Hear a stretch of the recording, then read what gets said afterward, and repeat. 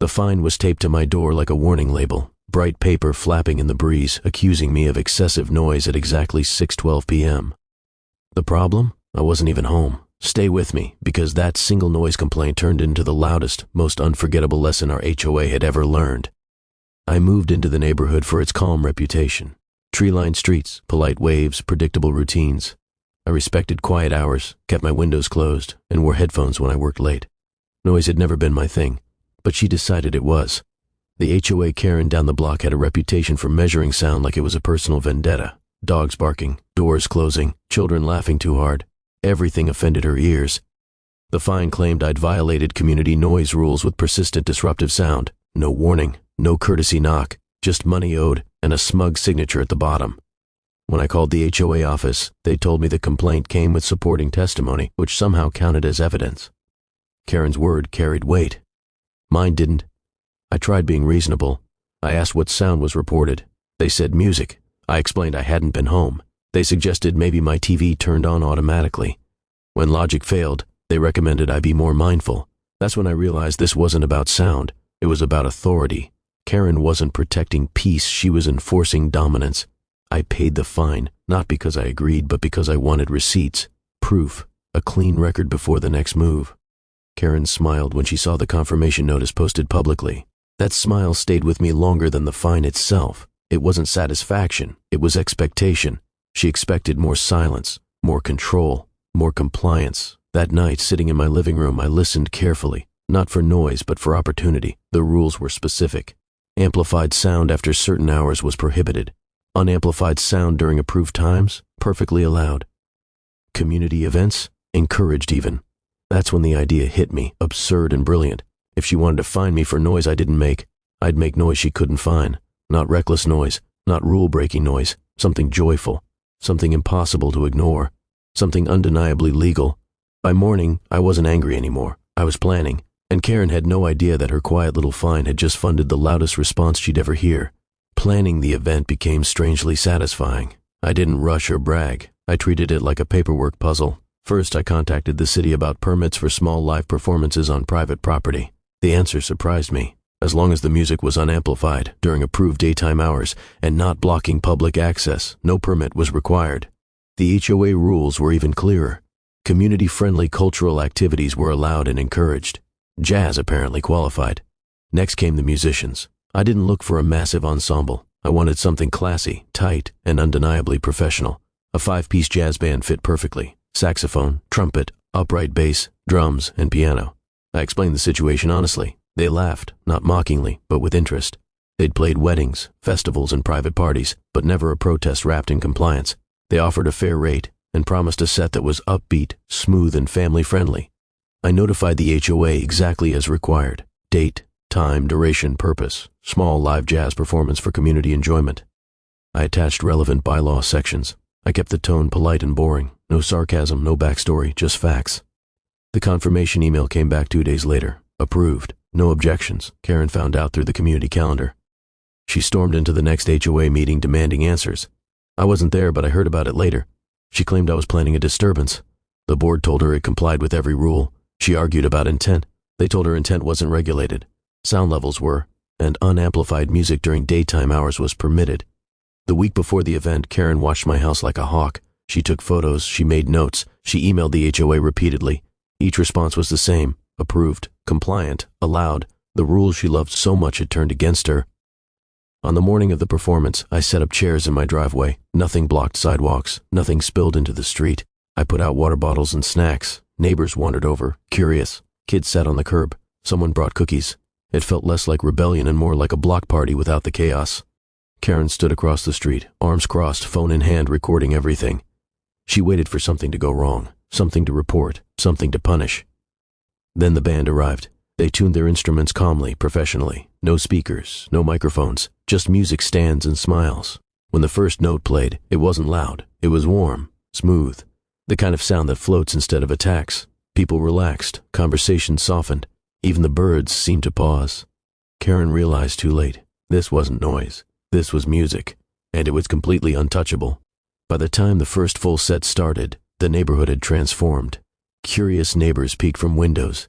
Kids ran in laughing circles, and even those who usually complained about every leaf on the lawn paused to listen. The brass shimmered in the sunlight, the drums kept a steady, joyful rhythm, and the saxophone carried melodies that seemed to float over fences impossible to resist. It was loud enough to be heard, but soft enough to be perfectly legal. Every note felt like a victory wrapped in elegance. Karen's face across the street told the story. She clenched her fists, her jaw tight, her usual air of authority collapsing under the very rules she swore she enforced. She waved her phone, trying to record evidence of a violation, but there wasn't one. The band was playing within the bounds of the law. The HOA rules she loved citing had become her own cage. Her outrage was visible, yet powerless. Neighbors began gathering on my driveway and front lawn. Some brought chairs, others brought blankets.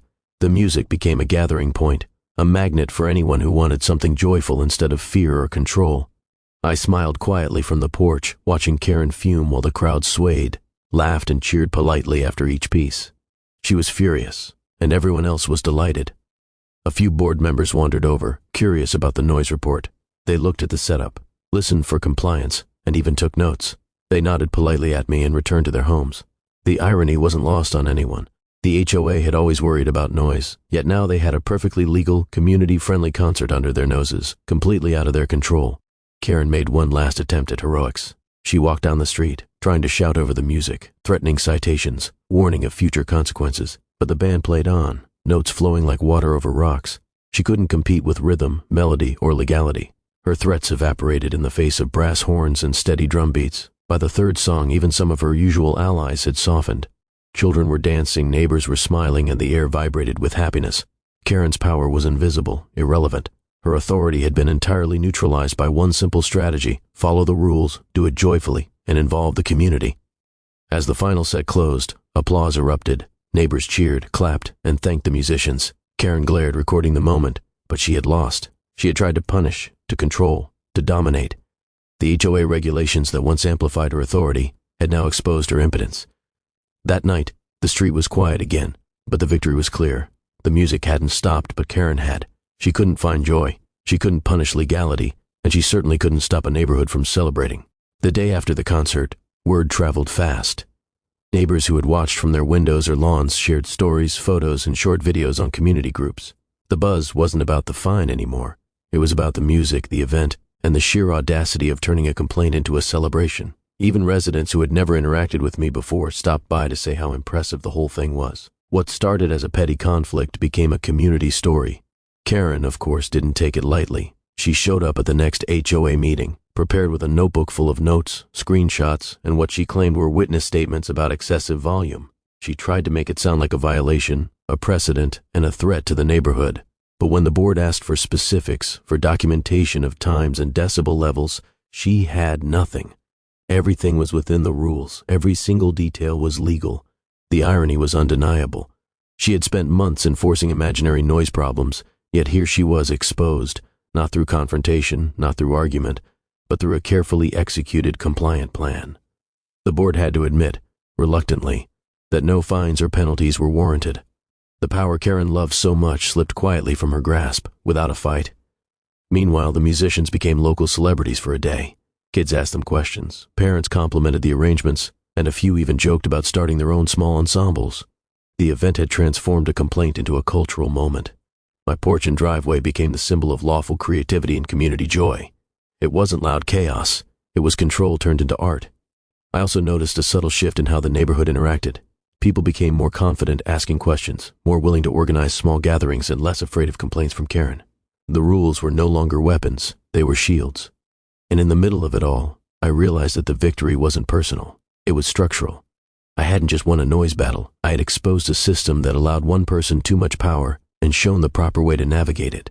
That night, as the last chairs were folded and the instruments packed away, I could see Karen peeking from her window across the street. Her glare lingered, but there was also a hint of recognition. Rules matter more than outrage, and clever compliance can outmaneuver control. The victory didn't feel loud. It felt inevitable. The music had done its work, both for the neighborhood and for me. The following week, the neighborhood was buzzing, not with complaints but with conversations about the concert. People stopped by just to say how much they enjoyed the music, and even those who had never approached me before were smiling and waving. The story of the HOA Karen Fine had transformed into something else entirely, a tale of cleverness, joy, and community empowerment. What had started as petty enforcement became a shared experience everyone could celebrate. Karen didn't show her face at any of the informal gatherings afterward. I heard from neighbors that she'd been muttering about chaos and encouraging bad behavior, but she didn't confront anyone directly. The music had made her powerless in the most legal and undeniable way possible. Every attempt to intervene, every argument she tried to make about noise was met with the same reality: the event had complied fully with rules. The power she thought she held existed only in her imagination. Meanwhile, I had unintentionally sparked something positive. Other neighbors were asking if they could organize small performances, poetry readings, or book clubs. The community suddenly seemed alive in ways it hadn't been before. Karen's attempts to control had failed, but in failing, she inspired neighbors to embrace their rights, to enjoy their homes, and to share their creativity openly. Her obsession with quiet had unintentionally built a more vibrant, engaged community. I reflected on the process. The key wasn't anger or revenge, it was patience, creativity, and precise adherence to the rules. I hadn't needed to yell, argue, or break any laws. I had simply listened to the bylaws, understood them, and acted within them in a way that was joyful and undeniable. The jazz band was a solution disguised as entertainment, a reminder that structure can protect freedom just as much as it can restrict it. By the end of the month, life returned to its usual rhythm, but with a new sense of confidence. Kids played outside without fear of immediate complaints. Adults smiled at each other across fences. The community had learned something essential: fairness matters more than loudness, and creativity can turn limitations into celebrations. Karen remained, of course, quietly stewing in her house, but the energy she once controlled no longer followed her. The lesson was clear. Authority has limits. Rules have power only when applied consistently. And sometimes, the best response to petty enforcement isn't confrontation. It's cleverness, legality, and a little bit of music. She fined me for noise, but I gave the neighborhood a jazz concert. In the end, freedom trumped fear, joy trumped control, and the music, sweet, legal, and unstoppable, played on. The HOA Karen thought she had silenced me, but instead, she amplified everything I stood for.